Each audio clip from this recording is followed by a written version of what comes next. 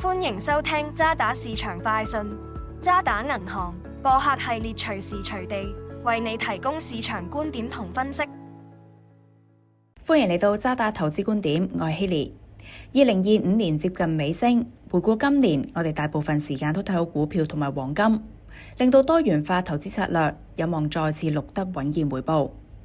年底前值得關注嘅包括聯儲局今年最後一次議息，同埋特朗普提名嘅下一任聯儲局主席，以判斷下年嘅息口走勢。減息背景下，我哋繼續睇好股票，不過美股目前嘅估值偏高，尤其係人工智能嘅相關行業。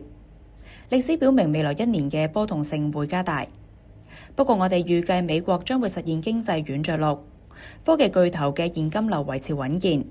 美股2026年盈利增長有望接近15%，進一步推動美股上升，波動反而製造增持嘅機會。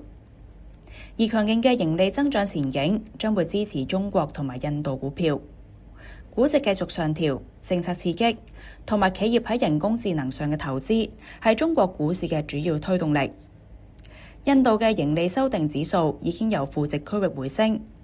12個月預測每股盈利增長超過亞洲嘅大部分地區，而市場另一個關注點在於日本嘅債息上升，擔心日元嘅套息交易平倉波及環球市況。不過日本央行下個星期加息嘅機率已經接近90%，市場已經充分預期加息，日元同埋市況波動嘅幅度應該有限。下年嘅詳細投資部署，請留意今個星期五發佈嘅2026年全球展望報告。今集嘅時間嚟到呢度，感謝你嘅收聽。如果你對以上嘅內容有興趣，記得要點讚同埋分享。下星期再見。多謝收聽渣打銀行嘅播客系列渣打市場快訊，詳情可瀏覽我哋網站嘅最新市場觀點，或者點擊描述內嘅連結。